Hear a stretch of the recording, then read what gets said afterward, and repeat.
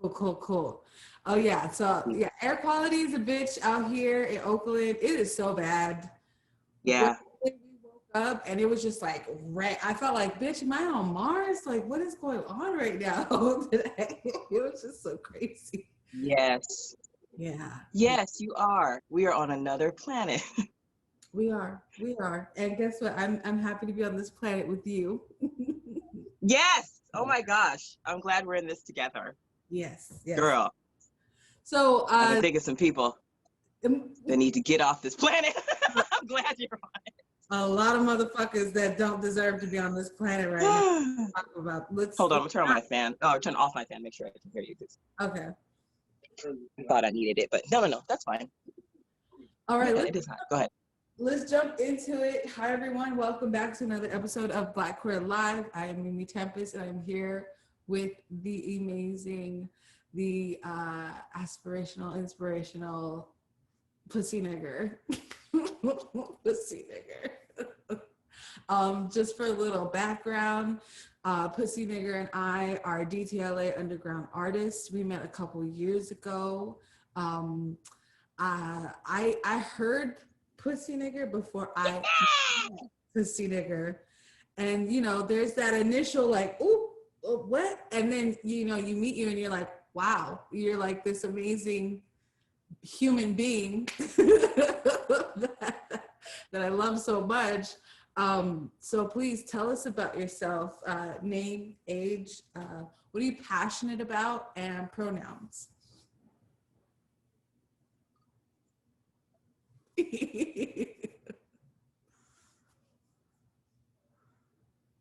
Whatever. I love you. I feel it. Okay. Oh yes, I'm a her. Uh-huh. I'm a her, but like I'm also like dude. Like I call everybody dude. Growing up in the San Fernando Valley, everybody is dude. I called everyone like my friends are all dude. Uh-huh. So I'm also dude. You Okay. know? Okay. So yeah, it's she, her, but if you call me dude, I'm not gonna jump out the window. I really won't even notice. I'll be like, yeah, dude. So like the other day, somebody like I was at a store and somebody like looked in the back seat and was saying hi to my daughter and thought that she was a boy because she's all covered up and like, oh hey, how old is he? And like, oh she's a girl. Oh, I'm sorry. I'm like, you need to stop apologizing. We are not that family. Like we really do embrace all sides of our sides. So I love yeah, she's a girly girl and she'll beat your ass. So yeah, pronouns for sure is she, her, but a dude is okay. I grew up in San Fernando Valley. I was born and raised in the San Fernando Valley, California. I'm a Southern California girl for sure. I spent some time in Birmingham, Alabama. That's where my daughter was born. That's where I married my husband. That's where my mom was from. That's where like half my family's from. My stepdad's family, they're from upstate New York. So I'm not from there at all, but I get his New York shit. You know, I get that feel from him. You know, I appreciate like his East Coast vibe that was always in the house. And then mama had her Southern vibe in the house. And then the house was out here in Southern California. So a lot of flavors in the house, a lot of music. I'm a very musical person and I'm drawn to people through music. And of course, you know, if I'm drawn to people through music and I'm walking around Southern California drag scene, coming across Mimi Tempestt is a wonderful thing. And yeah, we connected, of course, through music because you're just you. I knew you were musical before I heard a note come out of your mouth. Oh, And then when I heard you, it was like, oh yes, storyteller, oh, siren, just what I thought. That's what I thought, you know. So yeah, I've always like music was in the house and it influenced me a lot and influenced my relationships. All of my friendships, we have a musical connection.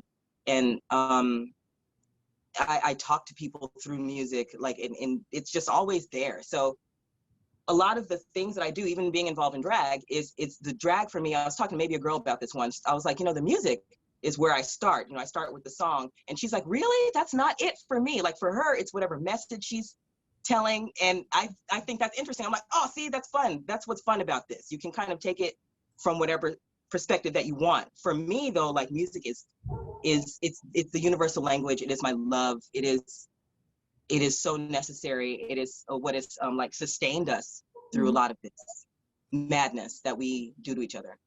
music. I So think, yeah, I agree. Music is the only. medium that I feel is able, like the most accurate way of like expressing like exactly like how I feel in a moment or what I'm trying to say. Like I'm a poet and an essayist and all this other bullshit, but it's like when I'm doing music, that's when I'm able to like exactly what I'm feeling. I could express this, and I know this can be translated in a way that someone's really gonna resonate with, without there being like a facade of bullshit, you know? It's true, right? Isn't that weird? How when you're speaking in music, you drop the facade when language is right there. Yeah. Communication and conversation is so accessible, but we hide in there. We don't like to really be honest there, but a music will allow you to like lay your emotions out, which are difficult to define in a conversation, but in a song, it's right there. Yeah. Tell me about, so you are my favorite bio queen, period. Like to the day, to dad, Puzzi Niggrr. Tell me about how you came into drag, like why drag for you, and how did you come into your name? Okay. So why drag for me? So crazy.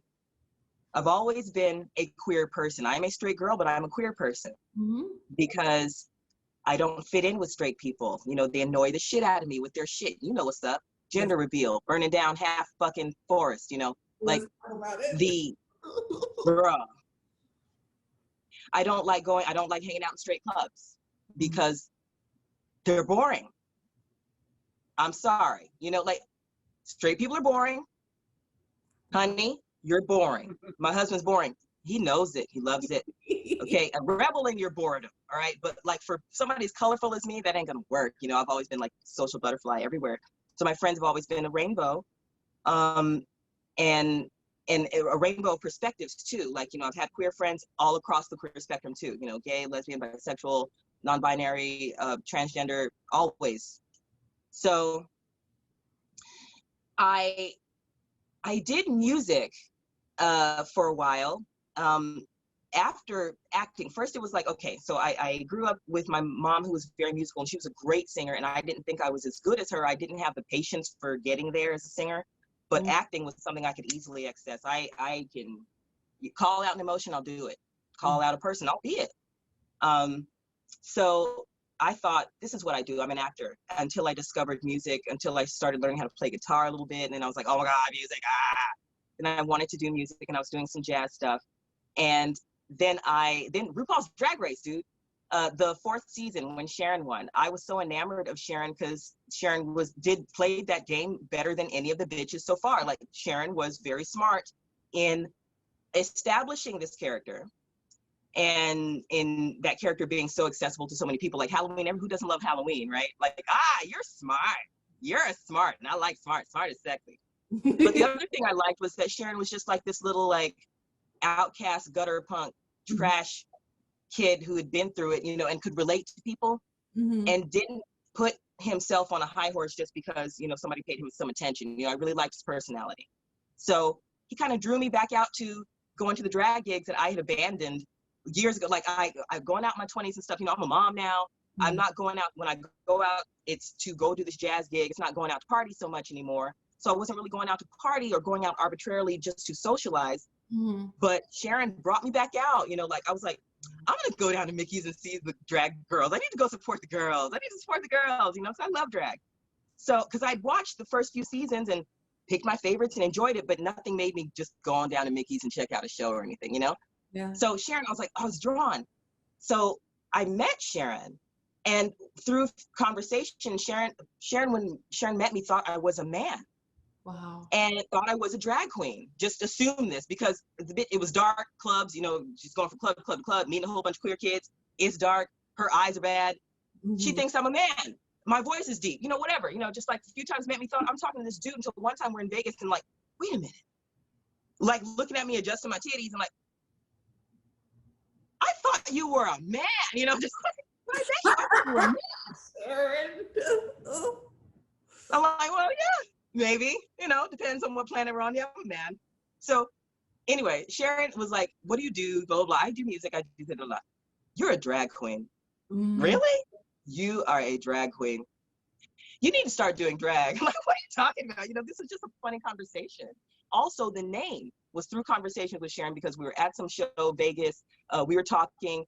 I came back the next night. I told the security through the conversations, you know, we were talking about slurs, subversive words, talking about, like Sharon wearing the fucking swastika and the Mickey Mouse ears, and that being a reference to how tied in Disney was with Nazis, not necessarily Sharon being like, look, I like this. You know, like punks in the 70s wearing swastikas, you know, like Vivienne Westwood wearing swastikas as a fuck you. You know, we were talking about people who do shit like this, you know, Sharon just being transgressive, right? And talking about the word nigger, you know, and talking about, this was the line that made me become pussy. Okay. Sharon was like, you know, I thought you were a man when I met you. No, I'm a girl. Sharon was like, but how'd you get to be so pussy? And I was like, that's fucking hilarious to me. Yeah. You're a man who thought I was a man asking me how I got to be so pussy because you found out I was a girl. This is a wild, it's a funny time to be alive, isn't it? You know? So when I came back the next night, I told the security, I was like, hey, tell Sharon that pussy nigger is here, you know? And he was like, I can't do that. Come with me, you know? And I was like, please, I promise you, if you say that shit, he's like, it will not bother. So he was like, you know, he goes to the door and he like knocks on the door and he's like, Sharon, somebody like, she said her name is Pussy Nigger. You know, Sharon was like, get that nigger in here, come in here, pussy. Oh my God, you know, and it was just like, pussy, nigger, pussy. We were just throwing the word back and forth all damn night. And it just became my name. So I started to do just like, start practicing makeup because I didn't do no makeup. Like makeup is a new skill for me. And I started practicing, putting the color on face. I didn't start doing makeup until I was in my 30s. Queen. Girl, no. Okay. I was like scared to put the product on my face. I was not knowing how to do the things. I wasn't knowing how to pop the eyes and how to fucking cut cheek, how to fucking, you know, overdraw the lip. Like it took a while to build all the different things. And the biggest deal with the drag makeup is you blank out your face with the mask and then you paint your features back in. Instead of painting on top of your features like a natural girl, you enhance your features that are there. You work with your features. Well, with drag, it's like you remove them and then you put them on. Yeah. Take them away, put them back on. So I had to learn how to do that because I didn't have a real actual drag mother. I mean, if I have a drag mother, Sharon's my drag mother just for telling me to do drag, but we didn't hang out. We didn't sit and do makeup together, showing me how to do it. Little things I picked up along the way from like St. Peter DeVille, Dakota DeVille, watching other queens in, you know, when we're getting ready backstage, like seeing like, oh, okay, I should be putting powder on at this point, you know, like totally makeshift, figuring out the drag makeup. So I started, you know, just doing makeup and putting up looks. And Joelle Baya Azuri, Miss Honeybee, was like, do you perform? He sent me a message on Facebook and I was like, yeah, I do some things. And so I ended up doing her show, Trade, with her and Rudeness at, what was the thing? It's not the Lash. Is it the Lash? It's not the Lash. It was one of the little clubs downtown. Lexington. Lexington, that's what it was, at the Lexington.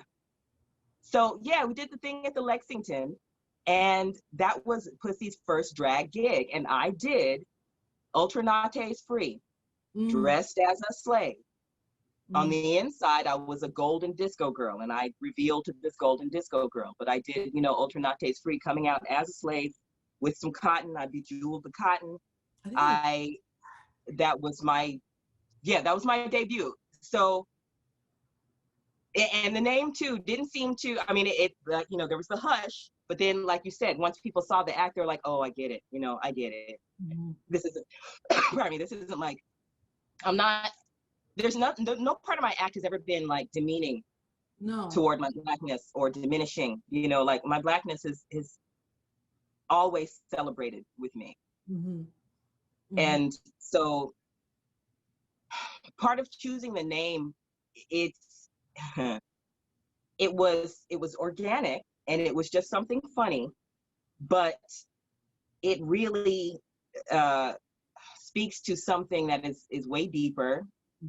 When I go into these queer spaces, even though it's a queer space built by people who are ostracized, I still find that being Black and having a vagina makes me othered in that space.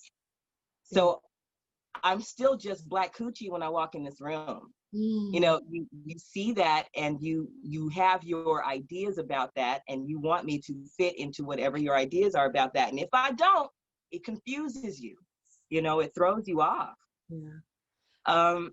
That's still, like, even in this, yes, inclusive, queer, safe space. No, I'm still even throwing you off because you have preconceived notions about my femalehood and about my Blackness, and you are not quite sure how to say it. So let me just go ahead and say it for you. Black coochie's here, you know.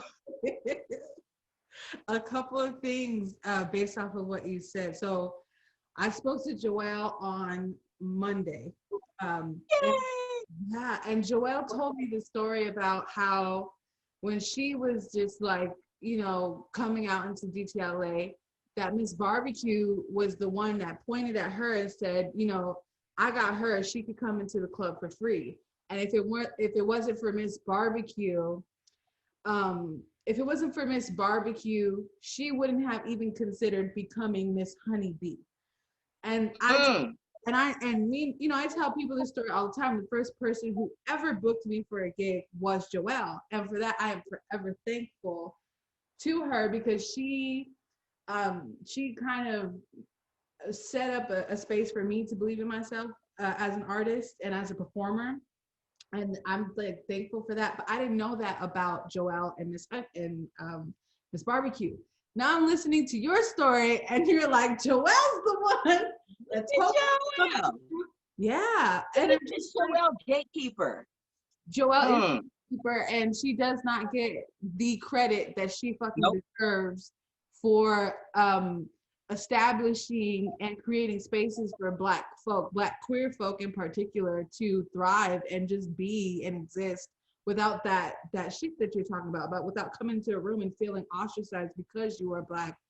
But also, I want to acknowledge in this moment, based off of what you told me, that there is a tradition of Black femmes in Los Angeles who are holding each other down. Yes. And when we see each other and when we look at each other and that's the same thing. When we look at each other and when we exist in space and when we create space, that's when the magic happens. And you're like, hearing that from you just makes me like realize, like, yes, the magic is there. There's a tradition here that's happening. There's a tradition. It is. Truly, okay. Miss Barbecue too. Like, I see her as someone who breaks doors open for people. I mean, she just isn't going to take no for an answer when it comes to taking care of her people. I love that about her. Barbecue's very strong. And I love that she's a part of Joelle's story. Oh my gosh. See, that's just, we would have never known. That's just young. And see, thank you, that too. You know, we're not particularly boastful about our shit. You know, we're artists and we're sensitive. And I see, you know, just thinking about us in particular, we could extend the thought to, people like, I love Amber Crane, and I love her diligence and her beauty. But just these four, okay? Miss Barbecue, Miss Joelle, myself, yourself. When I think about us, I see us doing what we do, and I don't see us trying to force anyone to reconcile with, you know, how much we do, or to give us the credit that we deserve for what we do. You know, we don't do that because we're patient and we're used to this place being the way it is and not giving people due credit for what they do. But I thank you for pointing that out so that we can shout these women out who have been pounding the pavement and not giving up, no matter how little credit they get for the wonderful shit that they do, like putting bitches like us on who've been doing the damn thing. Like, I don't care what you say, and I don't care what day it is, and you know what's in the news. You're not stopping my stride. You're not breaking me down. I'm going to take this and I'm going to use it. Yeah. I'm going to use this too. What is that? Oh, that's ugly. That's disgusting. That's horrible. I'm going to use it. Give it to me. You know, I'll use that too. I'll use that in order to give me something to stand on to get over this fucking obstacle. How about that? Whatever, you know? Ooh, yeah. Yeah, that ooh, my heart is so full with these. Yeah. Hearing this. Yeah. Just love them. Love you. well, Okay, yes, go ahead, girl. Just to piggyback off of this conversation about drag and DTLA, you have been one of the most vocal people about the death of Miss Lady Red. What do you want to say about that in this moment? Lady Red Couture. See, that's what I'm talking about. Lady Red Couture, despite all that she was going through, kept getting up and getting in our faces and pulling her resources and her people together and inspiring us.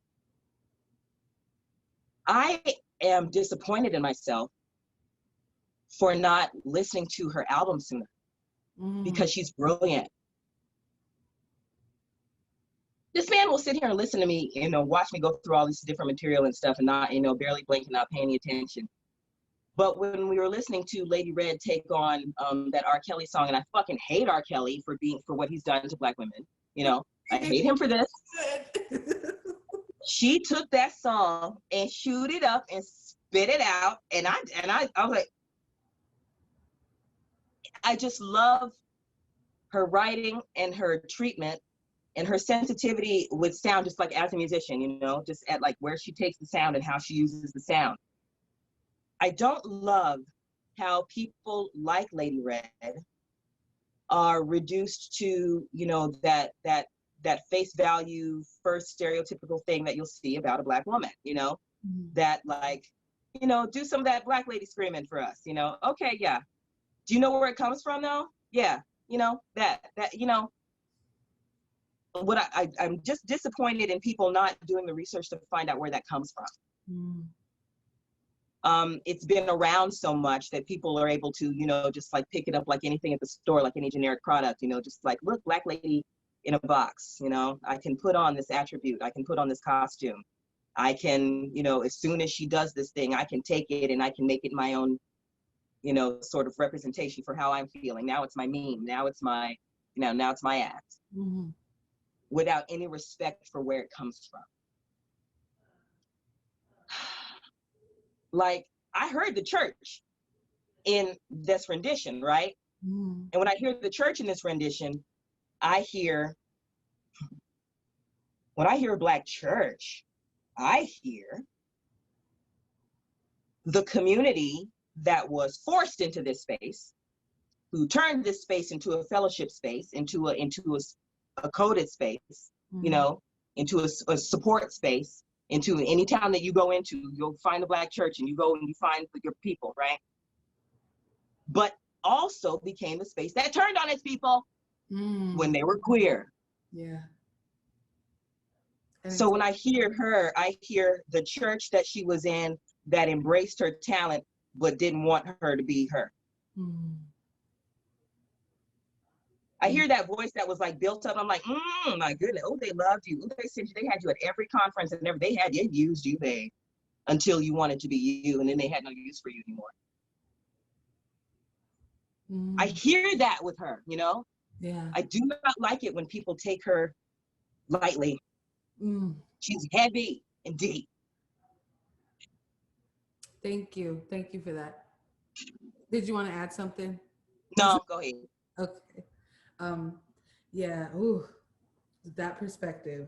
Okay. Thank you. I'm like processing that one. Shout out to Miss Lady Red Couture. Lady Red Couture. Let's jump into this one. You have a husband, you have a baby. What is that like? What is that like? But just like a side reference, you inspire me because I, you know, my little bisexual, pansexual ass, a part of me, there's still that part of me that wants to have like a baby and a husband. I'm not gonna lie, Yeah. about it. And I'm just like, how do I balance that? How do I balance that with my creativity, or like being able to like fully express myself? And you are one of the, maybe one of like maybe 3 women who doesn't seem like you've lost yourself in motherhood and in being a wife. So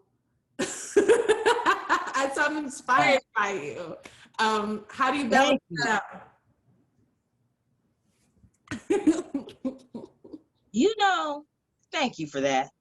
We talk about this about every week. You know, the kid, I just be telling her, I'm like, yay, aren't you grateful? All right. When she sees what her friends have to go through with their parents, they just don't get it. You know, they just don't get it, or they don't get where they're coming from. You know, they have no relationship with their kids because they act like what their kids are on is something that they're not supposed to even try to understand. You know, like, it's like, that's so silly. Like, the same way you're teaching your child the knowledge that you learned in order so that they can communicate or do their taxes or drive a car, you know, the same way you can learn from them and their perspective. They can teach you, you know, like I remember showing my mom how to use the remote, right? The babe has to do that for me now. Babe, come on here, how to do this? Show me how. Yes.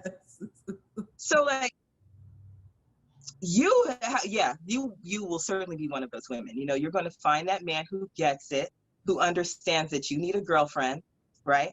Yeah. You know, right? Yeah. He's going to understand that you need a girlfriend, okay? Like, yeah, honey, I love you. Like, you do all that man shit for me. And then, Jesus, all that for me. Because, you know, like, you know, there are those men there who have that security about themselves. I know. I actually found a secure man who doesn't care how many clubs I go into and who's in them and how late I stay out and whose house I spend the night over at before I come back home. I would sleep over at St. Peter's to beat them Uber costs like 2 o'clock. It's too expensive. I'm gonna sleep right here in this chair, and I'll get up in the morning and call my Uber and not be worried about it because he doesn't have anything to worry about. But really, thank you for him giving me just the peace of mind. I do not have to worry about his jealousy. Yes, there is that man out for you. Ain't no damn jealous man who understands that he does not have everything that you need. That you may, as an artist, actually have these other kinships and romantic relationships even. You know, like artists, I fall in love all the time. And I have other loves, you know, I have my other passionate connections, right? And I can't be with no insecure ass man who isn't strong. Oh God, you a strong man. You know, just a strong man. Yeah. The strength, you know, we say that you know, the brawn and shit, or the ability to like throw you up against the wall is all the strength. But, you know, I really love a dude who like knows himself so well that it doesn't matter what anybody has to say. You know, he's just like laughing, going about his business. Like, that's sexy to me. You know, not the guy that like, you know, hears you say something about him and then he's triggered. Now you got to fight.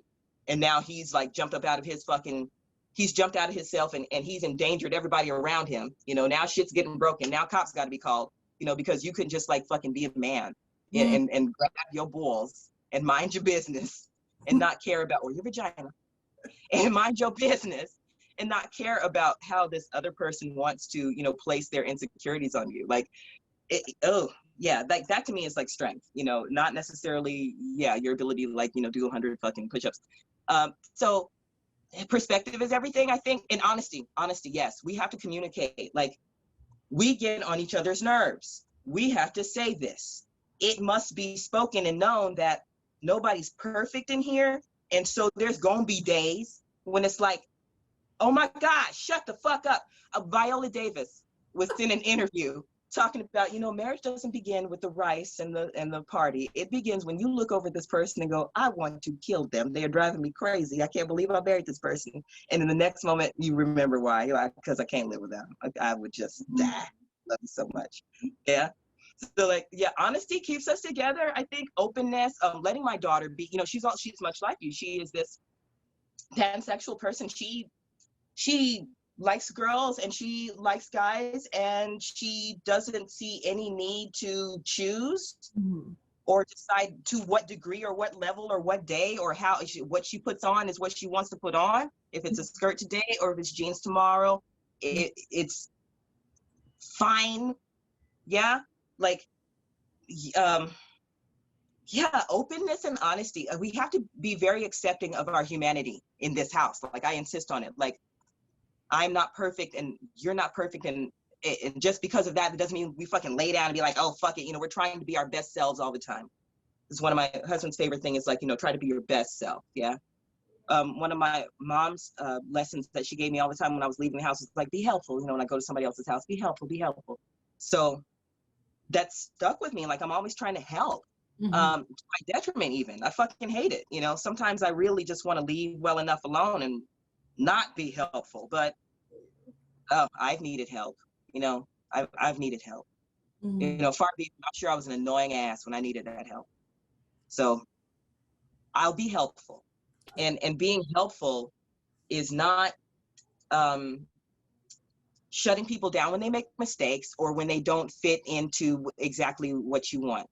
You have to just, you know, accept that you can change that circumstance yourself. Like, if you don't like what somebody's doing, get the fuck out of their face. Remove yourself. You don't have to stay there and torture yourself, right? And torture each other with, like, you know, trying to make each other, you know, and force, you know, we all have to, like, you know, get in where we fit in as far as our growth. Like, our patterns are, you know, like trees, you know, like that might be, you know, two eucalyptus ain't gonna grow the same. Yeah. You can call them the same, they might have similar properties, but these are, yeah, two different beings growing and reaching for their light. So you have to let them. Yeah, give them the space to flourish.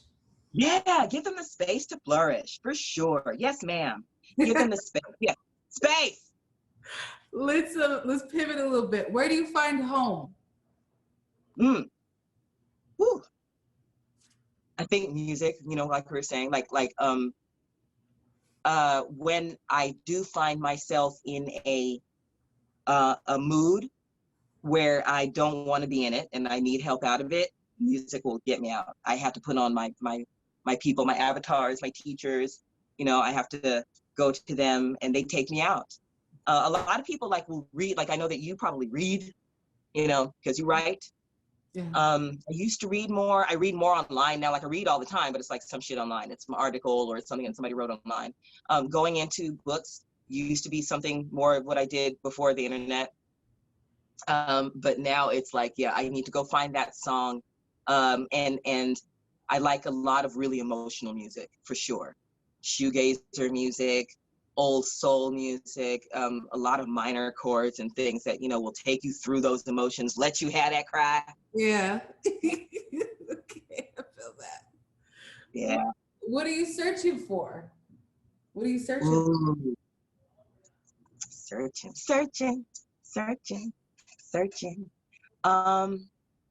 Woo. Oh my gosh. I am searching for the time management. That's one of my problems, you know, managing my time well enough to be able to delegate my strengths to the best of my ability, because being here to help, okay, I'm like, who can I help? Who do I want to help? Okay, white man, y'all need my help. I ain't helping you with shit. Okay. White women, well, you're women. I understand what you're going through. I'll be right back to you. You know what? Hold on. Black women, girls. Oh my gosh, we go through it. We, you know, I feel for us and I feel for our space in this world, you know, like you can look at any chart and look at any statistics and see where we're at on that. But then I'm also looking at my Black trans women, and I'm looking at their, you know, so what I want to be able to do is to have enough power and enough resources, or enough power to affect the resources, to be able to create spaces for people like that, Black women and Black trans women especially, which doesn't leave Black trans men out at all, because I know they go through a whole different kind of ostracizing, a whole different kind of, you ain't man enough. Yes. You know, you're a failed man. Oh, you're a failed man. Or something, you know, right? Yeah. but you know, I can identify with a woman's plight and how she's treated, you know, those microaggressions. I can identify with those things. I can empathize with those things, and I can understand how that can get in the way of your progress. You know, that shit and the way you treat it is an obstacle in itself. And I really want to create safe spaces, education spaces, you know, spaces for people to be able to fucking regroup after trauma. I want to make, I want a building. Yeah. I need the resources to get my building together. And the only way I'm going to be able to do that is to manage my time. Okay. Okay. Searching for management of time. Okay. Yeah, I have this thing. The only asset I have in life, or I will ever have in life, is time. The moment I was born, I'm dying. So it's just like, yes. I'm here in this moment, and I gotta make. I mean, you don't have to make anything out of it, but because I do have this, it's my responsibility to create the things in which I think are best in the world. Yeah. Time. Yeah. The only asset. I don't give a fuck what no one says. Car, house, friends, money, time. Time. Exactly. That's your most valuable resource, ma'am. So questions 5 and 6 are kind of the same, but I want to ask you about David Bowie and Grace Jones. I have my woo, Bowie. Woo, Jones. Okay, so Bowie, yes, Jones. Tell us. Okay. Great. You know, speaking of people who in their spaces here in this country, she was not celebrated. I remember when I was growing up, and she was a joke. Oh. She was, remember Living Color? Remember the sketch, which I love Living Color. I love the sketches. I have a sense of humor. I don't care. Make fun of everything. Make fun of everything. Comedians are allowed to make fun of everything. Yeah, they are. And if they're good at it, I love it, you know? Yeah. But I remember, you know, like, you know, it's Rocky 5 or whatever, and they have Kim Wayans playing Grace Jones, and she's just being this very aggressive, scary woman. She's not taken the way Eddie Murphy took her in Boomerang and made her, you know, iconic, sexy, in charge woman, like, right? Not like a character. I mean, the way it was when she was in the 90s. And I identified with her anyway, but, you know, she was seen as like, yeah, scary, not sexy, not not graceful, you know? So when I was, when I was growing up, listening to her depth of embracing her masculinity, when I started hearing her in interviews talking about, you know, I think the future is feminine. This masculine taking over shit is boring. Yes. When she says, you know, I'd like to fuck every man in the ass so they know what it's like to receive. Yes, Grace. I'm like, church? You are church. You are church. When I went to go see her at the Hollywood Bowl. I was at that concert too. At that show, girl. And her mom was there. And her brother was there. I told y'all I was going to be naked. Her, she took us to church. She did. She did. Ooh, when she put on that disco hat and it lit up the entire bowl, I said, bitch. You were like, girl, yeah. Shameless. She's shameless, you know? She's not ashamed. And that's so put on us so much, you know? Oh my God. Oh yeah. Well, I never saw the thing that you did, you know, comb your hair, you look like a slave. But I watch everything you do, Missy. You know, I'm aware.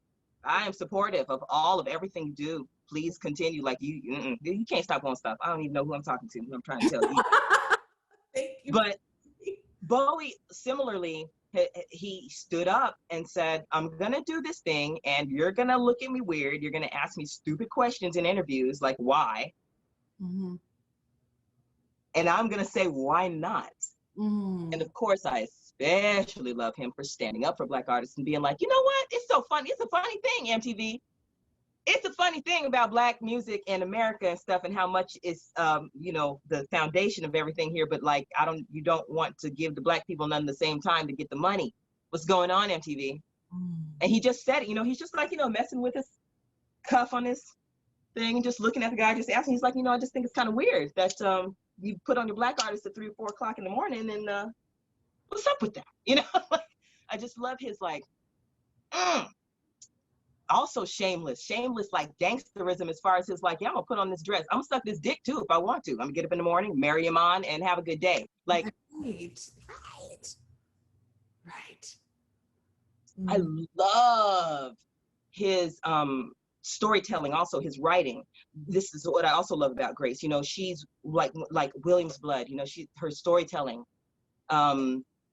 His like, I recently did a cover of Young Americans for a show, and it was a dedication to Black trans women who are murdered. You know, that girl that she was a young American I'm singing about is that Black trans girl who just wants to go on a date. You know, she just wants to be a girl like everybody else. She just wants to explore herself and her love life.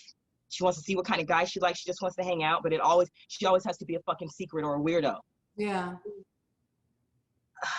So his poetry in that, you know, his storytelling makes that story be able to translate to her. You know, like, I don't know who he was talking about, but he's such a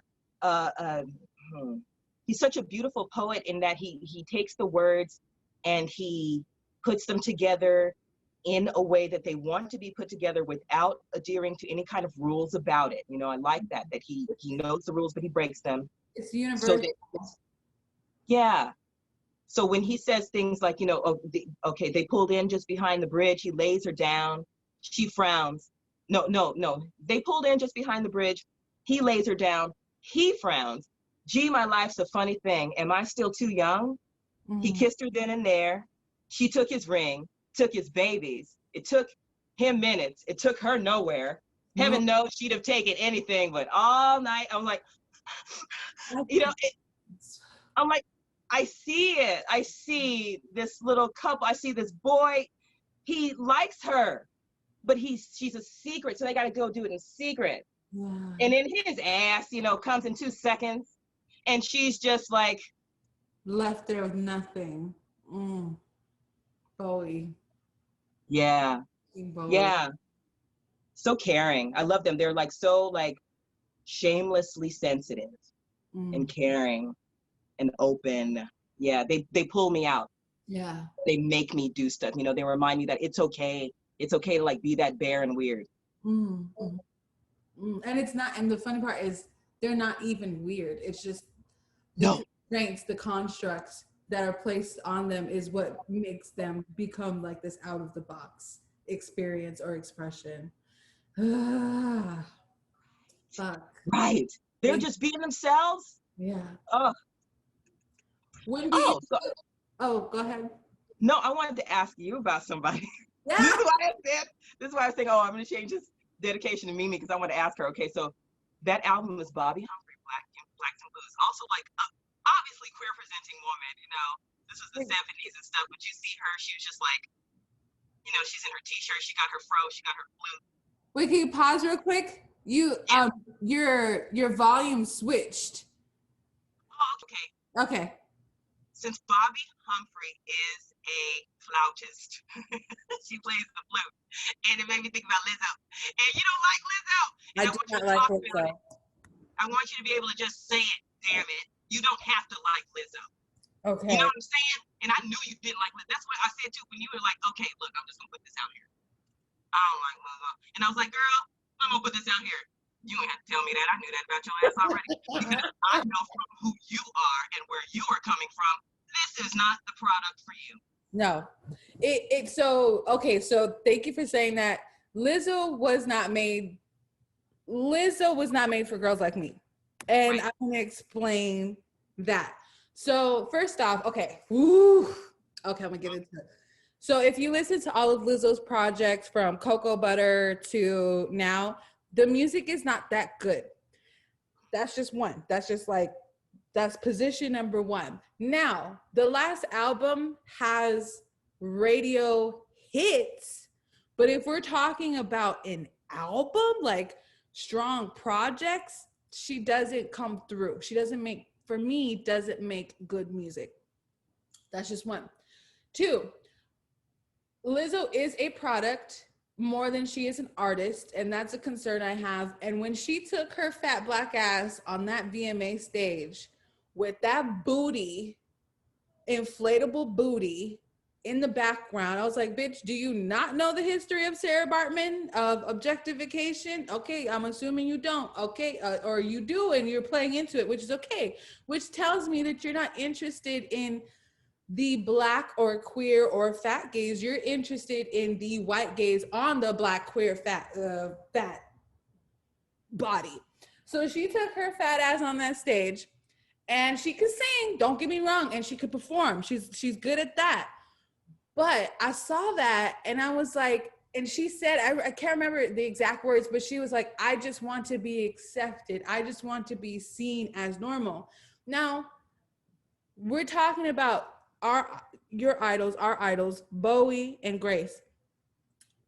Those artists were never interested in acceptance. Lizzo is very much, because she is a product and has objectified herself to such standards, is interested in that, and that bothers me. That's the part that irks me, because I'm like, bitch, why do you give a fuck what these white bitches, white audience, white motherfuckers think? And then you say, oh, I know why she gives a fuck, because it comes down to the bottom line. It doesn't come down to the artistry, Lizzo, for you. It comes down to the dollar. And you've sold out. And that's okay. I wish you would position it as such. Your product seems to not be, it's like you're confused, right? Yes. Your message seems to be like empowerment and stuff, but really your product is just commodity. Your product is just, let me try to package this so that people will buy it. Yes. And another problem I have with Lizzo is she is being marketed as an MC, and I think that's more so on the end of how people write about her. She's not an MC, and she's a rapper, but she's not an MC. And oh Lord, no, yeah, no. No. And what was my last point? It's the acceptance thing. She's not a rapper, she's MC. Oh, and okay, I am for body positivity. So I already said in my post, if I had to die on the hill that allowed Lizzo to be Lizzo, bitch, I'm dead. Like, y'all could kill me. I will die on the hill that says Lizzo can wear her ass cut out to the game. I'm gonna say that because I do believe in body. She can, and I am not going to encourage that behavior. I'm going to support her right to it. It's bird. Because what I'm gonna do is when I see her afterwards, if I use that seat, I'm gonna very obnoxiously pull out my little tissue and sanitize. Shh, shh. And I'm gonna stare at her as I do, girl. The fuck is wrong with you? Not your whole ass on a plastic seat. For That's these, not good for your ass. For these white people to gawk at you in this moment, girl. Like, and we've been that bitch on stage. We've been the girl that's put up, but that was a stage. That was not the, I'm not trying to get into respectability, but it was just not the moment. And the dress just didn't look good. Also, it was insulting. It was insulting because it wasn't a cute look. I'm like, I don't care what you do, really. Like, I don't even like this. All you did was cut a hole out. That's boring. It's just not nice. It doesn't look good. I'm sorry. But if I'm gonna die for the right for you to wear that, and that's okay. You won't. It is what it be. No, yeah, I'm sitting here. I'm very much like, I'm Project Runway about it. I'm just like, it just not it. It's just not it. It was a mess. In the name of Chris, whatever you're trying to do, this was not successful. This look was not. This was not successful.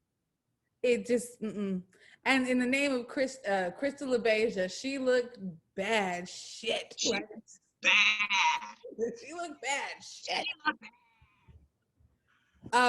But also the twerking is another thing. Once again, I am for the twerking, right? It's just excessive at this point. And I say the same thing. Yeah, and I say the same thing about Megan. I'm like, Megan, you got bars for days, sis. Like, why is every video of you just shaking your ass? And I get it. It's the bottom line. It's the dollar. That product.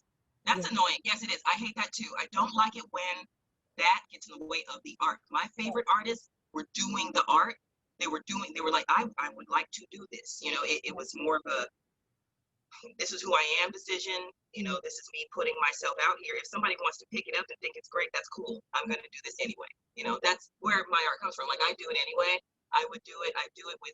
I'll do it with nothing, naked, with nothing, in a room full of nothing. I will especially do it if you give me 1 or 2 resources. Don't give me 5, 10, you know, I don't really do it.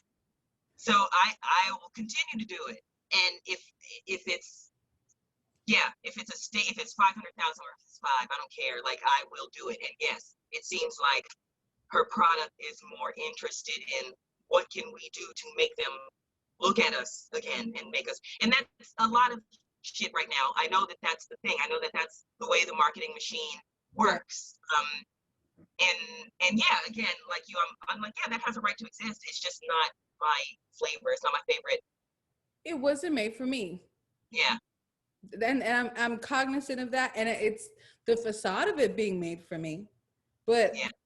No, it wasn't made for me. It was made for that white teenager in the suburbs who's watching all these TikToks, who's watching all these black girls online and be like, I want to be that fly ass bitch. That's who Lizzo was made for. Or those white queers in WeHo who want to think about, oh, I'm empowered, I'm a bad bitch, fuck my, you know, that's who that was made for. This wasn't made for me. And I want to give credit to the fat black queer women who are doing it. So Brittany Howard is someone that I fucking stan. Like, Brittany Howard sings love songs. She sings about race. She sings about heartbreak. She sings about confusion. She gives me the span of complexity that I need, and that I feel like I could, that it was made for me, right? Yeah. As far as if we break away from music, Nicole Byer is someone who I feel is a fat black bitch who I feel connected to. So it's not that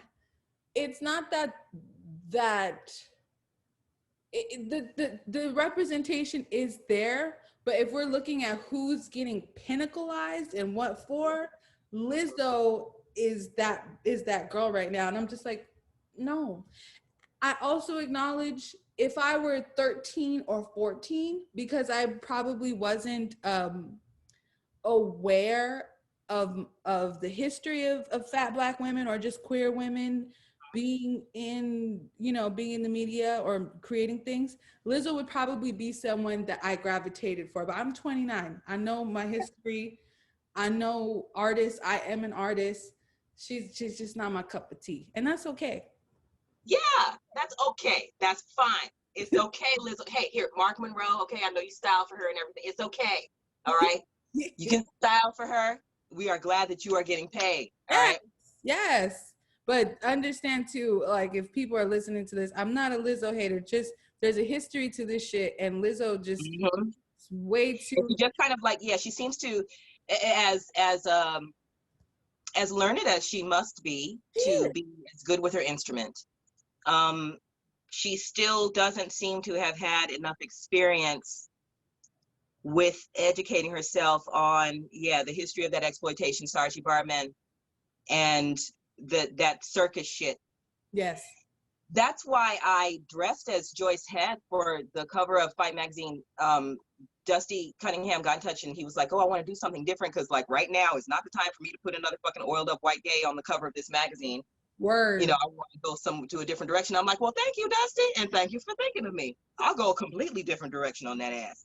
He thought I was going to be like, I was like, a little circus something. And he thought it might be like, some like blown up kind of like clown. And I was like, no, I want to go to the origins of your circus, your Ringling Brothers circus, where this guy just went and bought himself an old black woman and she was an attraction, I'm George Washington's nursemaid and I used to nurse him and I would sing songs and here's the songs we would sing and shit like that. But anyway, this black woman who was purchased as an attraction, it was not pretty, Yeah. There's no pretty about that story to me, I'm just like, oh, yeah, though that that is part of why, you know, I still, even though I know it causes problems, I know it raises eyebrows, I know some people don't get it, but why, yes, Puzzi Niggrr is still going to be that, because there's a story behind that. And so, yeah, when she like just goes and puts the fucking big bikini booty, but doesn't give you any context, but, you know, look at my ass shake, it cheapens us. Yes. We worked so hard, okay, to try to get some other kind of perspective besides booty shake, booty shake, booty shake out here. You know, Ayanna Presley is out here. She out here working. You know, she Corinne St. Pierre is out here working. Angela Rye is out here working. You know, on from here up, giving you lots to focus on. Yes. From here up, you know. So that, I mean, we can do all that, but can we? Some contextual things, and then also, you know, Lizzo is a Brooke Candy child. She comes from a specific white vision. So yes, okay, I can't. Brooke Candy, like, okay, like, yeah, do what you want to do. Go do things. Like, I'm from, I graduated in high school, 93. I went to raves. Everybody had cornrows at the raves, okay? Because it was hot, okay? Because it was hot. We're gonna go in here and dance. Yes. So we'd have to wear tank tops. It's gonna be hot. Like, everybody, like, we want our hair as small as possible. You know, so like,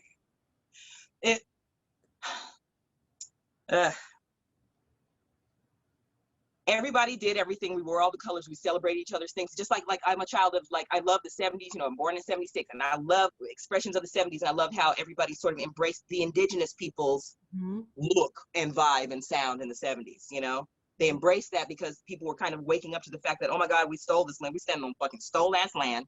This is this place is really here. Here is where we really are. You know, we're here in the land of these people. You know, and we're lucky to be here. So let's try to be grateful, right? So, you know, the 90s, we were kind of trying to pick up that vibe again. We were trying to, you know, like, our peace signs and our love for each other, and our, like, let's do psychedelics and hug, okay, and let's listen to some music. I get that. But what we did was, you know, irresponsibly encourage some of our white counterparts to think that some of this shit was some costumes. So now we see, you know, Brooke Candies, you know, we see Brooke Candy. Yep. You know, doing all of this. Yep. And, you know, girls like her doing all this, and it's like, okay. Yep. And Lizzo co-signs that. She needs it because it's kind of put her on, but it's also a cosign. And it's like, sis, what? Like, it's the shit that you think about, like, when you actually think about it. You actually think about Lizzo. I'm not, what I like about Lizzo is that she's putting Mark Monroe to work, and he's getting to style her, if I'm being honest. I'm like, look at you, Marky, you're doing some styling. That's what I know about her. That's how I came across her. Okay. Her music is music, right? It's human music. Again, it's human music. This works. It's upgraded elevator music. You can say it, pussy. I'm gonna say it. And that's okay. Like, do it, girl. Somebody, right? Somebody go get them checks. Go get them checks. Girl, yes. Black girl, go to get them checks. It's unfortunate that you have to, it's unfortunate how you have to package it to sell it. Okay, well, go and get your money, girl. Go and get your money. Right, get your money, but also people are looking, people are watching. Yeah, people are looking, like, right. So when it comes down to, okay, so when it comes time, while you're getting your money and it comes time to pay the piper, I don't want you to be all surprised. I don't want you to be surprised when people are saying to you, okay, so this is what I was getting at. Okay, so now we've let our, you know, white counterparts become irresponsible in their representations of these things that they've learned from us. You know, it's not for you. I was just in the fabric store the other day, and I was looking at these little Halloween things that had phrases that were taken from, you know, Black culture. Like, you know, just like, you know, like, oh, I don't know, just think of anything. You know how,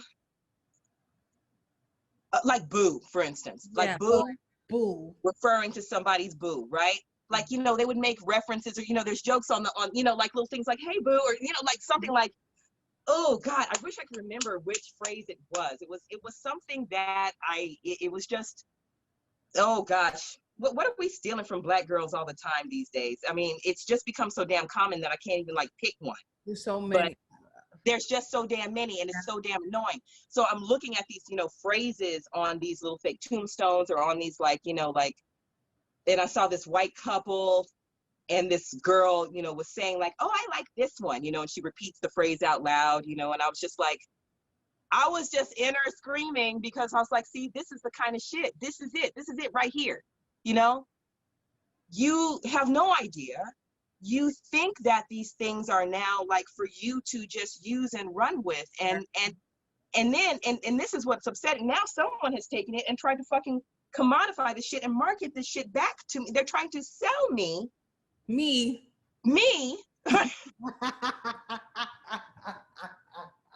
It's like, you know, when white ladies call you girlfriend. Yeah. Girlfriend, like, don't do what? You know better than, you don't know better. You actually don't know better. Holy shit, what are we doing? The education in this country, it disappoints me, you know, that we aren't more aware of what we're dealing with. Like, just awareness. I would love that. I would love for us to be able to have more open and aware, honest, unabashed conversations. Like, I should have been able to just tell her, why do you like that so much? Mm. You know, where do you even get, you know, just for us to be able to just talk about it. Like, like, oh my girl, you get on my nerves with your fucking adoption and appropriation of everybody's ethnic shit because you ain't got no flavor. God damn it. Y'all fucking took these ships and you sent your royal people sent ships halfway around the world just for some goddamn spices you have used. You know? Yes. Flavorlessness. Why? Ooh. Why aren't you comfortable with that? Hey, listen. Oh my God. Like, it's actually kind of fun for me to talk like this and put on this costume. But it doesn't mean that I'm actually this, or like, this is where I come from. Like, I know where this comes from. I know who I'm making fun of. I know what I'm doing. I know that it's like a little bit funny. It's a little bit exploitative. It's a little bit annoying. All that awareness, please. When you go picking up that phrase that you adopted from ethnic people, ethnic is what we call, when I used to do extra work at fucking Central Casting, it was like, we're casting ethnic? That meant your black ass could come, right? These things that you are adopting from ethnic people, if you would just take a little bit more time to also learn from that, where that comes from, and appreciate and respect where that comes from, and stop thinking that you fucking invented it. Yeah. Like when you discovered it, you know? White people love to discover shit that it was already there. Discover. That word is funny. I feel you. I hate it. I'm not listen, Britney, she can jump in a hole. She's a fake Janet Jackson to me. Are you talking about Britney Spears? I don't like her. You don't, I never liked Britney Spears. She's faking Janet Jackson to me, you know? That's what that is. And that it's a product, again, like the Lizzo thing. It's like, oh, I'm gonna go get some dancers and I'm gonna, you know, like, no. Non-Janet. She's non-Janet. Bitch. When Pink came out, and Pink was all, you know, Pink was R&B, and you know, she was trying to come out as light skin, and I thought Pink was light skin when she came out, and then you're like, yes, she's white the whole time, and she wants to sing rock music. What is wrong with you, L.A. Reid? Right? Thank you. What's wrong? Thank you. That was L.A. Reid doing that. Like, oh, you know, she didn't want to do all this. Why'd you do that to her? Yep. I see the whole thing, and really, like, awareness of the whole thing. I'm not canceling Pink and hating her forever because she was some misguided ass white girl, you know, faking the funk and putting on the black costume. I see it for what it is. Yes. We are all under the influence of these entities that hoard all the resources, and then, in order to continue trying to hoard all the resources, they play on our insecurities and try to play us against each other. You know, create stereotypes for us to buy into, and you know, I feel we're fuck these questions. We're gonna keep going. What is your take on cancel culture right now? Oh, cancel culture. Okay, well, again, perspective, right? On the one hand, I'm like, yes, kids, you need to be calling people out. And on the other hand, I'm like, hey, kids, there are also mirrors in your house.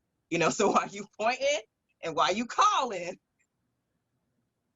You must also do the same thing in the miroir, my friend. You have to. It's the complete way to do it, you know? Like, we want progress, right? Yeah. This ain't just us fucking being trendy and calling people out, right? We're doing it so that we can have progress. Yeah. So when we do that, we gotta look in the mirror at the way we feed into this shit too.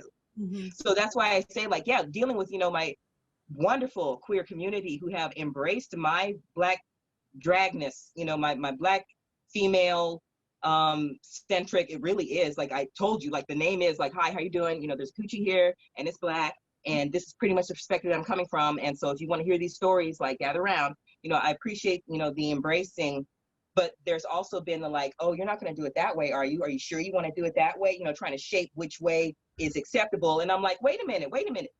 You can't do that. This is the acceptance crew. You are praying and screaming for acceptance, but then trying to ostracize and box and diminish. You have to look at the ways in which you do that. Like, you have decided, okay, these guys won't accept us. Let's go over here and make our own group. Oh, wait a minute. Who are you? You can't sit with us. Don't do that shit. You know, or if you are going to do it, you got to look at it. You know, you must look at that. So cancel culture, like, I do appreciate, that people are saying you need to show who you really are. Yeah. But I don't like it that a lot of it seems to come from people who are still hiding shit. Yeah.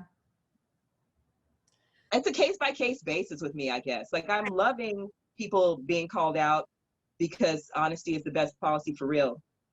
But yeah, I think some people need to like practice what they preach more. I feel like, yeah, it's like with people, you know, our technology catches up faster than our brains, right? You know, we are dealing with things that are kind of out of our control and out of our hands because we're too stupid, you know, to deal with what we have discovered. It's a kind of the same thing going on with this cancel culture. It's like, oh my gosh, we've all of a sudden these things that we haven't seen before are there, and now because we see them, everybody else got to see it. And it's like, well, you got to wait for other people to catch up too. You kind of do. Yeah, and I echo your sentiment, but also I don't want to say I'm on the fence with call out culture or cancel culture. I do believe that people need to be held accountable for their transgressions or their negative behavior, especially if it's repetitive. Yeah. But I'm noticing, and this is just my perspective, doesn't mean it's right or wrong, that in the call out, people have now adopted like their own social equity to become judge, jury, and executioner. And that is where I feel becomes the problem. Not only that, I think what we're seeing right now is extortion with, you know, with certain problems or certain call out moments. And once again, I'm not against it. I think anyone who participates in it, you know, sure. But that mirror, a lot of people aren't looking in that mirror. And then a lot of people are turning some mistakes into, you know, someone making a mistake into this is your whole being. Like, this is who you are as a person. Yeah. And you're like, wait, hold up. Like, what, you know, there isn't really a lot of contextual evidence to really for the community to dictate the narrative. It's, I said this against you, so that must be true. And what is your rebuttal? And then it's just like, wait, like, it's yes. It's messy. It's messy, and it's messy. Yeah. It's messy. It's messy, and it's messy. Yeah. It is. It's like, you know, yeah. I'm mad at this person. Everybody come along. You got to be mad at this person with me. And it's like, okay, well, look, hold on. I haven't even talked to you why I'm mad at you yet. Okay. I'm mad at you for completely different reasons than why you're mad at this person. How about that? And I haven't even said anything to you because it's not my job to fucking dictate to you how you're supposed to be. So how you about to jump out your skin and tell this other person how to act when you don't know how to fucking conduct yourself? It's just weird. You know, it's messy. Yeah. I have this joke, you know, the Spider-Man meme where he's looking at his alternative self. Yes. I said, that's 2020 in a nutshell. That's cancel and call out culture. It's like, you. That's all of us. We've all fucked up. We've all fucked up. We are all fucked up, girl. Aren't we? Yeah. We're all fucked up. especially in the United States. I love, you know, Miss Jane Elliott, little white lady that be doing the racism trainings. Yes, I love that. The blue-eyed experiment on people. She will tell you in a minute. Where'd you grow up? Here, yes, you're a racist. You got racism in you. Are you shouldn't? Don't try me with that shit. You know, she got no time for the bullshit. Hi, what are you doing? Hi, welcome to the United Racists of America. That's where you at. It's built into the framework here. So yes, you are affected by the shit, whether you like it or not. Yes, you are. I'm not a racist. Shut the fuck up, racist. Yes, you are. Yes. You know? Puzzi, when's the first time you realized you were Black? Oh!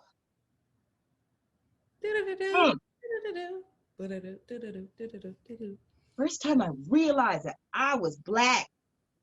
Okay, so Black was always good in my house. Like my mom, you know, like, okay, so my mother's from the South, you know, Southern Black collegiate, you know, so it's just very like, you know, very Spike Lee, you know, school days about it with the Blackness in my house, right? Just very like, you know, we're Black around here. Yeah, we're Black around here. So it was never like, it was never something that where like, oh, I had to go home and be like, oh, I had this experience and like, oh, well, babe, it's because you're Black, you know, like there was never a moment like that.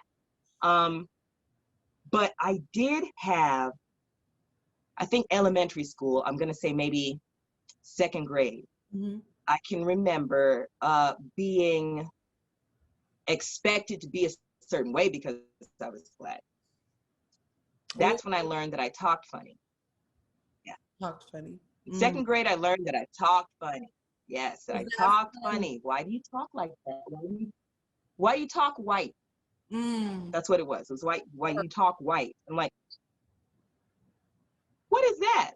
To this day, I will tell people, white people wish they spoke as eloquently and beautifully as I do. I'm sorry. You know, I come from an educator who spoke beautifully. Mm-hmm. White people don't speak like me. Kidding me?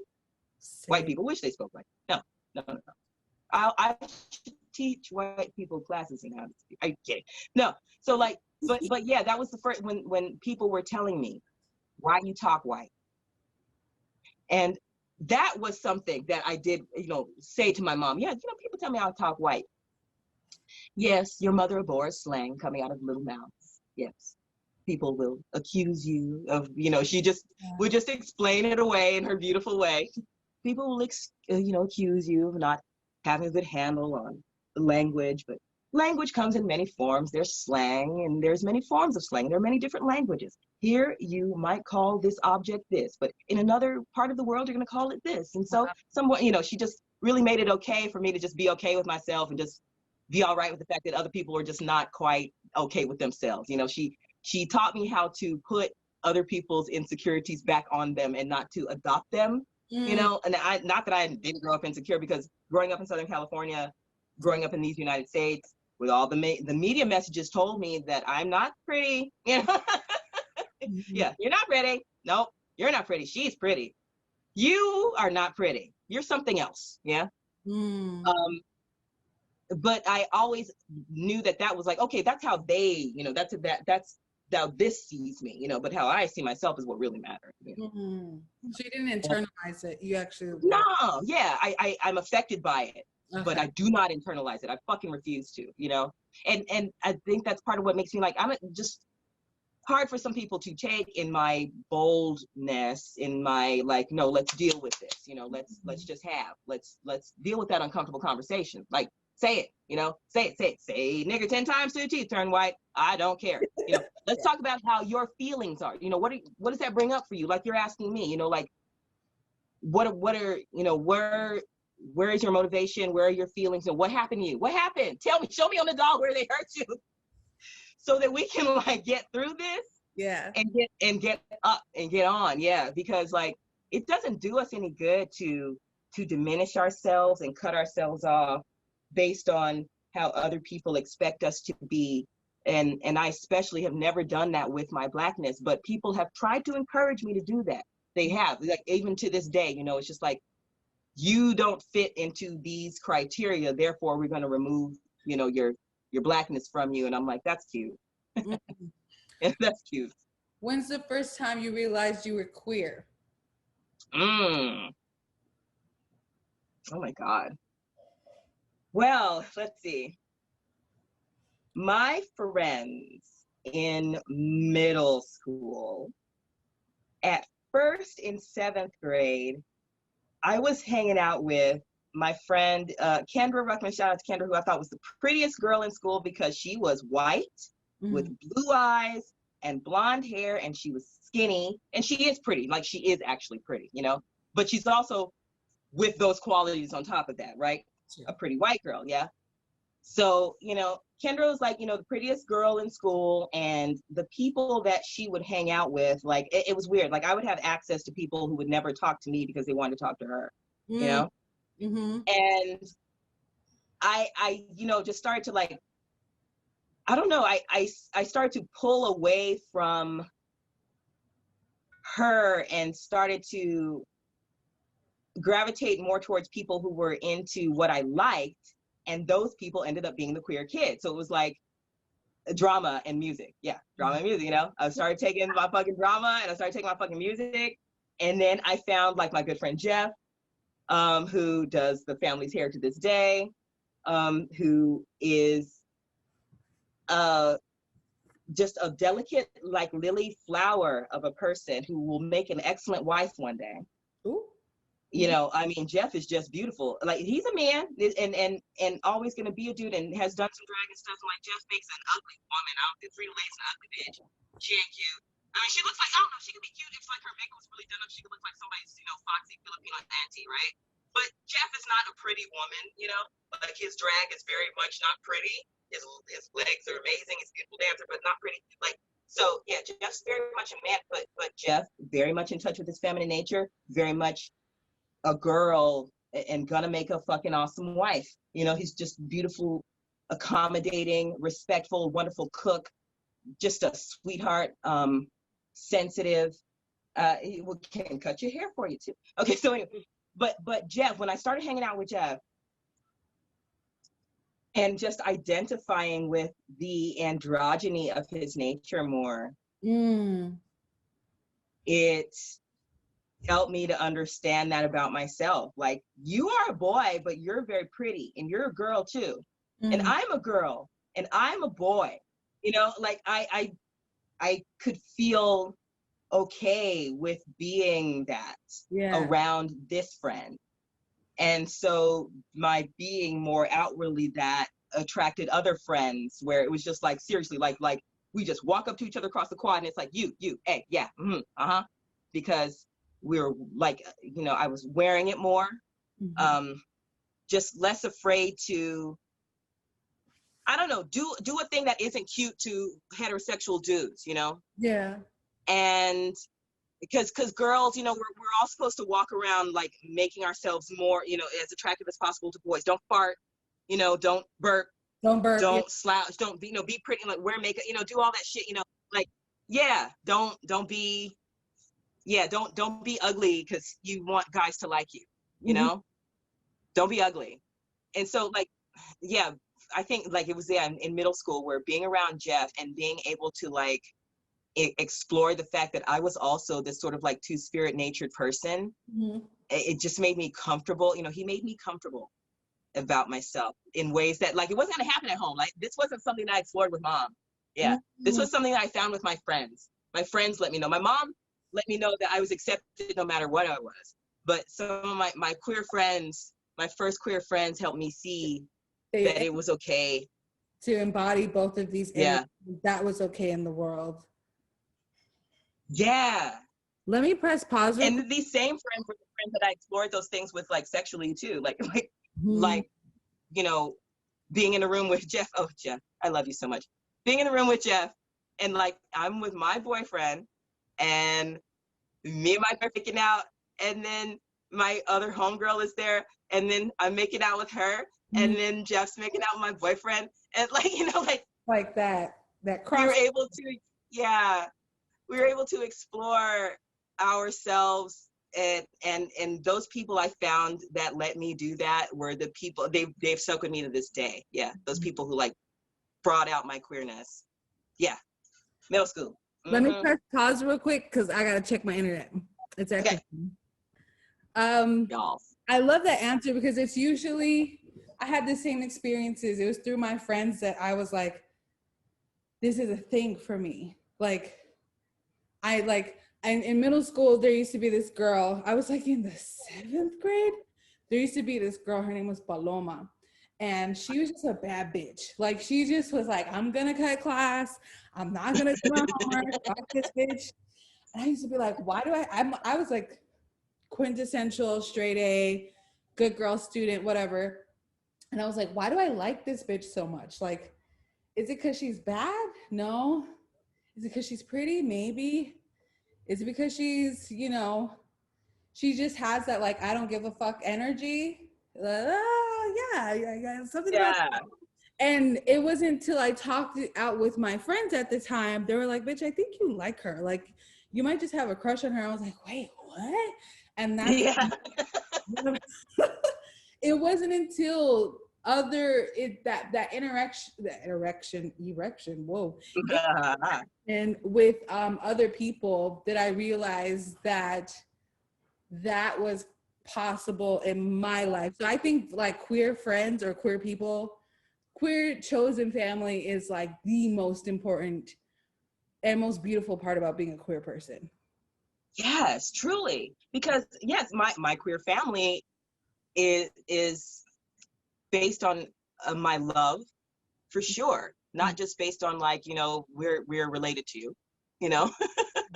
Like, we really love each other, and it's based on our love for ourselves and wanting to be whole, complete people, you know, and our love for other people and the color and the life in them, you know, that brings us together, you know, not necessarily like, oh, well, proximity, you know, y'all just next to each other.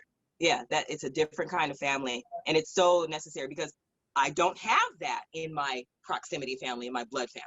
Well, it's a different kind of love. It's that we love you no matter what, you know. But with my queer family, it's we love that about you. We know what that is. You know, the what, we love the what, you know. That thing about you that makes you special to me and in the world. Oh, you froze. Oh. Oh, there you go. Okay. Okay. It's that thing in the world that makes you special, not only in the world. Dang it. Can you hear me? Yeah, I can hear you. I don't know if you can hear me. I can't hear you. How about now? Okay. Wait. Well. Can you hear me now? Okay, there you go. There you go. I heard you. Okay. Going back to that moment as a child. Wait. Down underwater still. Hold up. Come through. How about now? Nope. It's not come through. Now. Okay, go ahead. Going back to that moment as a child, what would you say to your 12-year-old self? Oh, man. Fuck.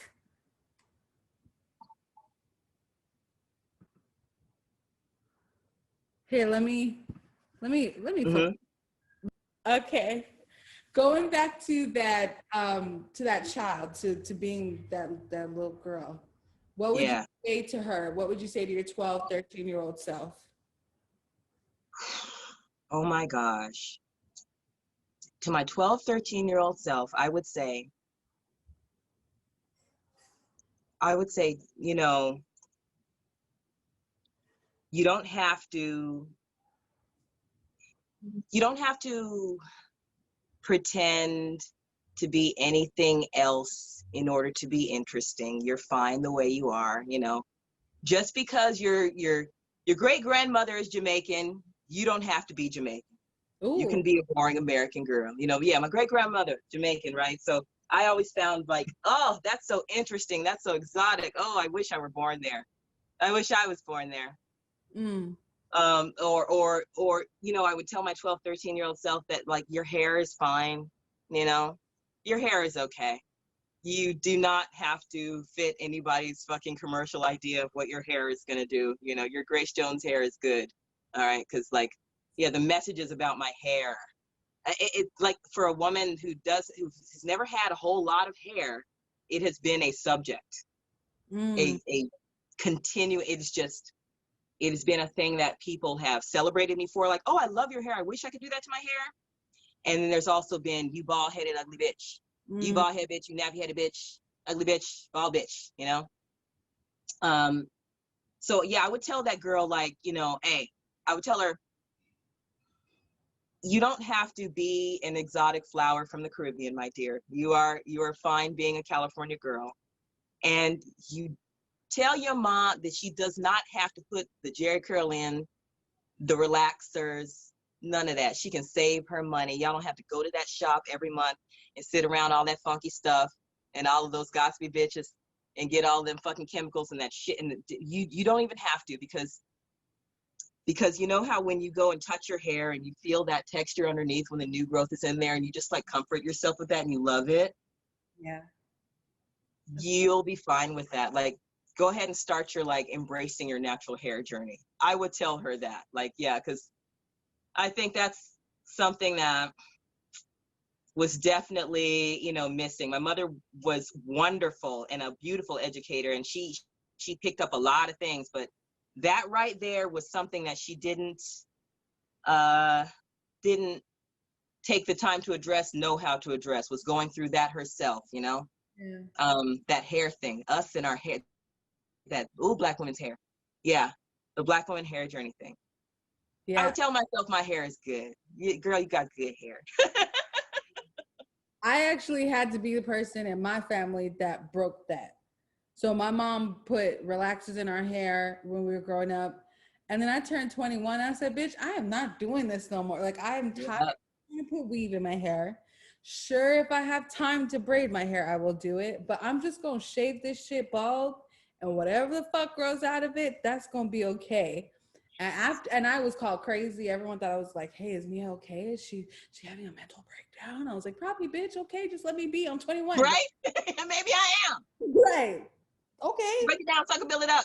Yeah. And the way my hair flourished after that first big chop, then my mom, my little sister, who's 16 years younger than me, my mom never put shit in her hair because I was like, stop putting stuff in her hair. If you want to know, it's gonna be beautiful. And then my sister Sheila went natural. She still wears weaves, but she stopped perming her hair. And then next thing you know, my mom went natural 2 years ago. So it's just like it takes you to be that person to be like, no, I'm just gonna accept whatever comes out of this head. Okay. Oh my goodness. It's such a struggle. Like, really, like the messages are, oh no, yeah, comb your head, you'll look like slave. You ain't gonna go outside like that, are you? Put a hat on something, you gotta wrap it up, you gotta cover it up, you gotta baby hairs, you gotta do this, you gotta manipulate the shit instead of being very happy with it. Like, I am very happy with it at this point, but that wasn't always the case. Yeah, I had to grow into that. And that's just damn silly. Yeah. That's part of one of the things that like is important for me. Like when I get my building and I get my education space, you know, part of that infusing into younger Black girls and young Black queer girls and young Black trans girls, that like, you know, first of all, your whole entire stock is not in what you look like. That one. Message. And also, you're quite allowed and quite encouraged to love what you look like. Yeah. All of it. Like, please don't think that those people who are pointing at you and calling you names aren't funny looking. They're funny looking. People are funny looking. We're weird looking creatures. Yeah. Human beings in general. Ooh, inside and out. Just look at that weird configuration, you know? So, you know, no one has the right to make you feel less than for being different than them or unusual or just like them or whatever, you know. Nobody has the right to put that on you. That's their insecurity. Don't you take that on, girl. What do you want to hear from your 60-year-old self? What do I want to hear from my 60-year-old self? Ooh.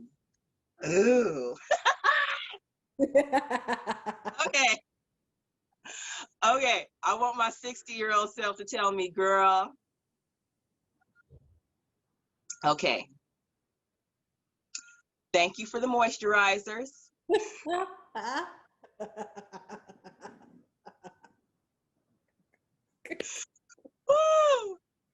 And I want my 60-year-old self to say to me now, you know, thank you for not giving up on your dream to touch and and enrich the lives of these Black femmes that you support now with your beautiful building, with your warehouse, with your workshop, with your, with your education, with your creativity, the teaching that is needed, that is specialized towards us and our perspective and what we go through that other people don't go through, they don't want to fucking hear about. So thank you for not giving up on making this space for us to be able to grow in and excel and ascend in ways that are just like so fucking amazing that yes, motherfuckers are running around still calling us magical to this day because they just don't understand how are you able to do it? How are you able to do it? You know, we do everything to try to fucking keep you at the bottom of that totem pole. Bitches, you just flying around here. You just flying around dropping jewels. Just pissing wisdom, farting knowledge. What the hell do you do it? Yeah. Thank you for not giving up. Okay. That's nice. I hope, man. Okay. Okay. Okay. I have three more questions. Okay. How do you experience love? Ooh. How do I experience love? Ooh, chat. Love is some heavy shit. Okay. How do I experience love? I'm fortunate to be a mother because it will teach you love like nothing else, because you really have to think about somebody else's well-being all the time. You have to be immersed if you care, because of course there's mothers who are biologically doing it. They don't really want to go any further. Fathers too. But if you're a mother who cares about that position and you respect and honor that position, it will really teach you about love and the sacrificial nature of it. Not necessarily like, it doesn't diminish you, it enhances you. Love is supposed to like embolden you and fill you up. When you're doing love right, it gives back. It shouldn't be that you're throwing it into like, and you're not getting anything back. Like, that's not love. Whatever you're doing in that relationship, it's not love. So when I'm able to like, provide for my daughter and she thrives, or to be there for her and she's able to, I learned through that, and it makes me feel like I'm doing the right thing with my time. And that's something I wish I could bottle and sell, because unfortunately a lot of my queer community, like, nobody's parents, so they don't get that. They don't get to have that substance that she gave me that I didn't honestly come by. I have to thank my daughter for this. I have to thank her for choosing me as this vessel, coming on out, and then allowing me to like see myself and be honest with myself, and to, through caring for her, understand that your gifts can be used outside of your own benefit. Because I find that, a lot of people who don't get to have this perspective, they get very frustrated because they don't feel like, they're getting enough out of what they're doing for themselves, because they can't, their perspective is off. Like, it gives you a great perspective when you're able to step outside yourself, care about somebody else, see, how they are able to, prosper or thrive. And it's able to reflect, it reflects your strength back to you. It reminds you of who you are and why you're here. It reminds you of what you can do.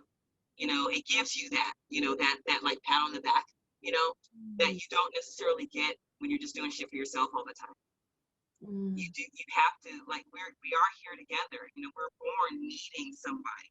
Yeah. So at some point in your life, you're going to have to be that need for someone else. You're going to have to fulfill a need for someone else. It's kind of a contract, like, whether we like it or not, we're here for each other. So, yeah. You inspire me to be a mom, Puzzi. I know. You'll be a wonderful mom. Me too. I'm just, there's like this selfishness in me that's like, I don't want to lose myself, but then like, I don't want to lose, because I saw my mom lose herself. So Yeah. that's like my fear. But then I talk with people like you and I hear things like this and it just makes me realize that I don't have to. And whatever that baby is or whoever that human being becomes is just an elevated expression of you, and you get that in return. So that's beautiful.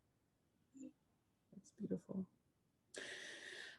If you could change your identity, would you? And I'm extending this question to I really just want to be a sequoia tree. Right. So Ooh, okay. Yes. Okay. I would be Storm. from X-Men? Yeah. I would be Storm. Yeah. If I could like I'd be Storm. Yeah. Whoa. I would be Storm. I would control the weather for sure. The weather is so helpful. Like look how the weather's kicking our ass right now, right? Like the weather's gonna save us from these fires. The weather, like, yeah, that connection. Yeah, I'd want to be a sentinel from Mother Earth. I want to be like, yeah, an all encompassing sort of, yeah, Captain Planet, but girl, I'd be Storm. Black girl Captain Planet is Storm. That's what I would be for sure. That's dope. Yeah. Aurora Monroe right here. Yeah. Ooh. Is there anything, Puzzi, that I may have not touched on that you really want to express in this moment? You have not touched on. I like your touch me. You touched everything in all the right places, girl. Yes.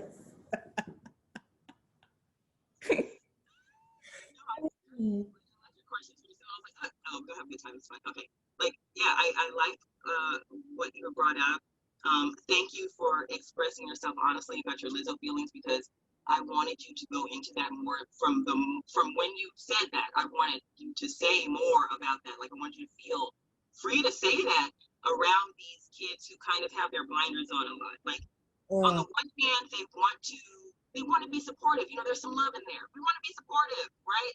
Mm-hmm. But on the other hand, it's like, the education, it needs to come up, the really looking at all of the history and the stories to understand why some people will have the reactions that they'll have to your celebrating things that we are just so tired of looking at. We are so tired of the exploitation and the taking us too damn lightly, treating us like grown women when we're little girls and treating us like little girls when we're grown women shit. Mm-hmm. That not respecting, the depth and the richness of experience. You just want to take that little fucking light thing that came out of all of that and you want to put it on and think that you know where that came from enough to be able to truly represent it. You don't, you can't, like stop, allow us to speak for ourselves, Lily. Yeah, I feel like because of the atmosphere that we're dealing with, you're a wise woman. You know how to choose your battles. You're like, I don't even want to I don't even want to deal with y'all. I don't want to babysit all y'all feelings once I say this, Yeah. So I wanted you to be able to just say in front of all Lizzo's friends and her stylists and her people, okay, hey guys, I don't like this product. I don't like this product. It doesn't represent me. It's not for me. And I don't like the way other people will look at me and compare me to that. I don't like it. It's not me. It's y'all got to dig deeper. You got to look wider, higher, And just I think we are in a culture right now where if you become critical of something, you're a hater. I'm not a hater. I want this bitch to prosper. Like, please, every magazine cover, Vogue Britain, Vogue America, top charts. I want that for her, and I want that for anybody. There should be 1,000 Lizzos. If that makes sense. Right. Exactly. Thank you. So you're trying to force feed me this, And I'm just saying I am critical of it because I have a history of, I have of fat Black femmes doing music, doing media, being in my face. And this one, she's just not my cup of tea. And that's okay. And I hope she probably. Go on, girl. Yeah, exactly. Like I'm like a Bahamadia person myself, you know. I like all kinds of spitters and storytellers, you know. It's in here and stuff. Like you can put, I don't care what you put it like here. And this, I love this stuff too. Like I love costume and all of that. That too. But like, girl, I want to in your, I want to hear that. And it's not coming out, not for her. It's somebody else I wanted to ask you about. Yeah. Adele. Oh, okay. Ooh. Okay. So I have a personal attachment to Adele. She is my birthday twin. Me and her are May 5th Taurus. So every time she drops an album, her album always resonated with things that I was going through in my life. So I have a very, and it's just like, she was like 19, 21, 25. I'm like, yes, bitch. Okay. I'm all these things. And I feel all these things at these ages. Yes, Adele. So I've always felt connected to her music, her story. And then like when Karl Lagerfeld was coming for her a couple years ago for being fat, I was like, fuck you, Karl Lagerfeld. You used to be a fat fuck too. Now, you know. Thank you. Stop. But I think, and I'm saying this as a May 5th Taurus because I also feel very connected to her.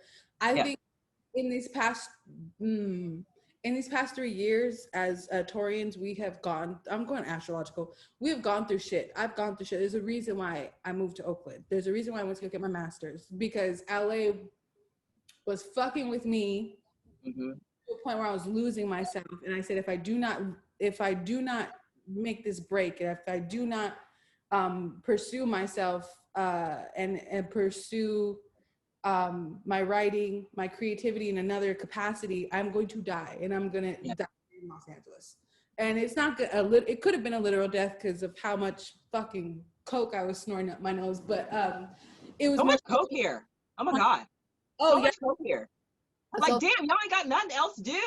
Yeah, I mean, I was that. I was like, damn, bitch, I've done every fucking drug south of the border. I'm tired. I want to be a new person. But anyway, so I feel like Adele has gone through, I'm not saying the same, but has gone through like that metamorphosis of being in a relationship, having a child, having a husband, and now that thing is lost. Like that version of yourself that you built up is gone now. And I see that. You see her going through it. You see her going, like, she's like burying some shit. And I know what it's like to be depressed, and people think you're one way, and in reality, you just want to in the world. So seeing this shit with the Bantu not outs and her going to the Nottingham Carnival, like, sure, Nottingham Carnival is a beautiful carnival that celebrates Caribbean cultures, and sure, white people can go and celebrate, but bitch, you do not have to wear Bantu not outs. You have watched a little bit too much of Beyonce, bitch, and you've gotten a little bit too comfortable. And comfortable, exactly, like too comfortable, you know, without knowing, you know, it's too comfortable without knowing. And I'm saying, as a May 5th Taurus, I know you're going through it, bitch, because this is not your natural state. Yeah. But white girl, sit down. Knock it. Sit down, white girl. No, come here, girl. Let me take these out. I know. What's up? I know, girl. No. Go get a fucking therapist. Go fix it with your man. Take care of your baby and handle your fucking business. Because these Bantu not outs, it's not gonna save you, bitch. That's not See, yeah, that's what it'd be like you're putting on the costume and taking it lightly, yo. It's not gonna save you, okay? Yeah, it's not gonna save you. You're not gonna all of a sudden put on that strength, sweetie. You may get some help. It's not. So I feel her. Like, I feel very connected to her because I'm like, me and this bitch are the same birthday, da da da da. You know, her music, but I'm also like, bitch, like, I don't want to say I will cancel you when that next album comes out, because I will not. I know that shit's gonna be fire, but I am gonna look at you a little weird. Yeah, I'm gonna look at you funny. I'm gonna look at you like, is she still going crazy? Right. Yeah, it's like Sinead O'Connor for me. That my generation. Okay, like Sinead, like I love Sinead coming, and then she started saying crazy shit about Prince, and then she started going nuts. You know, so she comes out with anything right now, I'm gonna be like, how you doing, Sinead? Like, I ain't gonna act like I don't know you. And the funny part about Sinead is she was coming at Prince after he died. I was like, bitch, I don't know. Right? She's not okay. She's not okay. You waited.